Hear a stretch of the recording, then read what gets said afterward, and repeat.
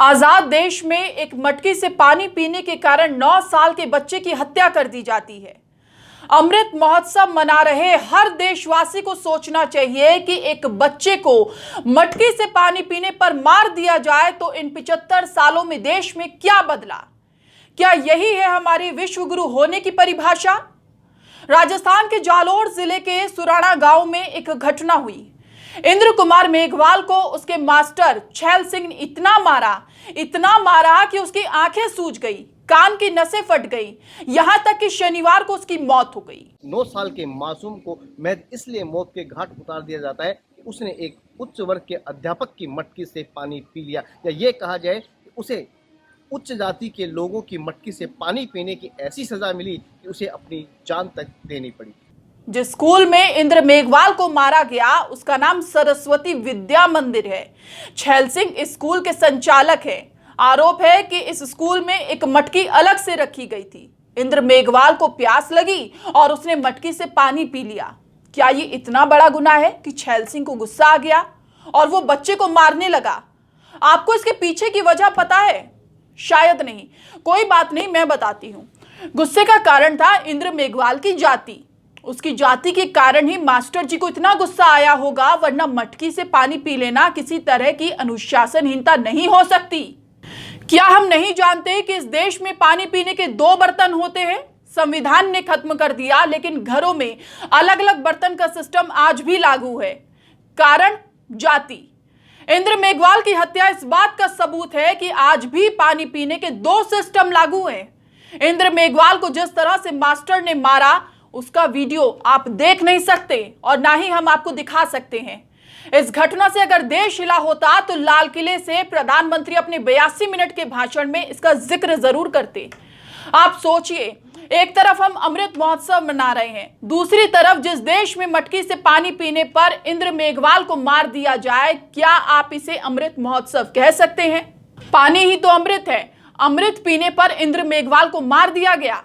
कार्रवाई के नाम पर राज्य सरकार ने मुआवजे का ऐलान कर दिया। छैल सिंह को गिरफ्तार कर लिया गया और स्कूल की मान्यता रद्द कर दी गई। कुछ समय पहले जो अध्यापक के द्वारा है वो छात्र के साथ में मारपीट की गई थी।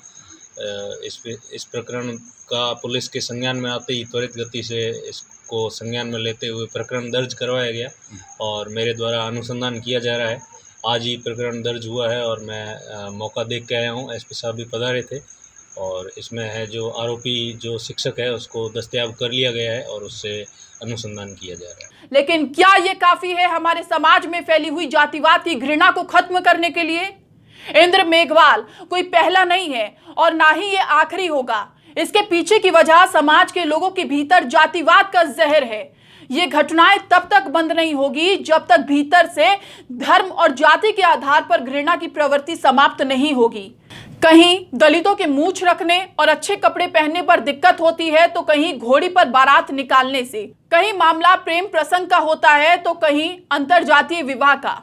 ऑनर किलिंग में दलितों की हत्याएं भारत में आम होती जा रही हैं। अनुसूचित जाति की महिलाओं और लड़कियों के खिलाफ अत्याचार की खबरें आए दिन समाचार में बनी रहती हैं। दलितों के खिलाफ चुनाव में उनके द्वारा किसी को वोट दिए जाने पर उनके साथ अत्याचार किया जाता है, उन्हें धमकाया जाता है, प्रताड़ित किया जाता है। जालोर की इस घटना पर पूर्व लोकसभा स्पीकर और कांग्रेस नेता मीरा कुमार का भी दर्द छलक आया। उनका एक ट्वीट आपको पढ़कर सुनाते हैं। जातिवाद के जहर से 100 साल पहले मेरे पिता बच गए थे, लेकिन 100 साल बाद बच्चे को जान गंवानी पड़ी। 100 वर्ष पहले मेरे पिताजी बाबू जगजीवन राम को स्कूल में सवर्णों के घड़े से पानी पीने से रोका गया था। किसी तरह उनकी जान बच गई। आज इसी वजह से एक 9 वर्ष के दलित बच्चे को मार दिया गया। आजादी के 75 वर्षों के बाद भी जातिवाद हमारा सबसे बड़ा शत्रु है, कलंक है। पूरे मामले को लेकर राजनीति अपने चरम पर है, लेकिन प्रधानमंत्री नरेंद्र मोदी ने अभी तक इस मामले में कुछ नहीं बोला है। यहाँ तक कि वो बड़े बड़े महिला सुरक्षा और दलित वर्ग समाज की सुरक्षा के दावे करते हैं, लेकिन वे दावे तब खोखले नजर आते हैं जब हम उन्हें धरातल पर देखते हैं। आखिरकार समाज को क्या हो रहा है, हम कहाँ जा रहे हैं और कब सुरक्षा दलितों को मिलेगी, कब न्याय मिलेगा। मामले में राजनीति भी होगी और कार्रवाई भी हो रही है, पर सवाल उठता है कि क्या ये इंसाफ पूरा इंसाफ है? जातिवाद के जहर का हल क्या है? मामले में कार्रवाई हो जाना हल है क्या? क्या जातिवाद को मिटाने की बात नहीं होनी चाहिए? जातिवाद की इस सोच के खिलाफ क्यों नहीं कोई अभियान चलाया जाता? क्या देश में ऐसे किसी अभियान की जरूरत नहीं है? जालोर का ये मामला भले ही ग्रामीण पृष्ठभूमि का है, जहां जातिवाद अपनी जड़ें फैलाए बैठा है, शहरों में भी स्थिति कुछ ज्यादा अच्छी नहीं है। जातिवाद के खिलाफ शहरी लोग भी किसी हद तक निष्क्रिय नजर आते हैं। शहरों के ग्रुप हाउसिंग सोसाइटी के व्हाट्सएप ग्रुप जातिवाद के सवालों पर कभी बहस नहीं होने देते। वो खुद को ऐसे मामलों से अलग रखते हैं। क्या आप बता सकते हैं कि इंद्र मेघवाल की हत्या की घटना किसी फैमिली ग्रुप में शेयर की गई? किसी भी ग्रुप में इंद्र मेघवाल की तस्वीर शेयर कर लोगों ने शर्मिंदगी महसूस की? सोचिए, हमारा देश कहां जा रहा है? क्या जाति की इस सोच के खिलाफ कोई सामाजिक अभियान नहीं होना चाहिए? इस मुद्दे पर राजनीतिक तौर पर कोई अभियान होना चाहिए? सरकार की तरफ से इस दिशा में ठोस कदम कब उठाए जाएंगे? क्या हमें और आपको ऐसे विषयों पर आगे बढ़कर बात नहीं करनी चाहिए? पूरे मामले को राजनीति से परे नहीं देखना चाहिए? सोचिए और कमेंट करके जरूर बताइए। देश और दुनिया की खबरों से अपडेट रहने के लिए आप हमारा YouTube चैनल जरूर सब्सक्राइब करें, साथ ही बेल आइकन भी जरूर दबाएं ताकि हर वीडियो आपके पास समय पर पहुंच जाए। नमस्कार।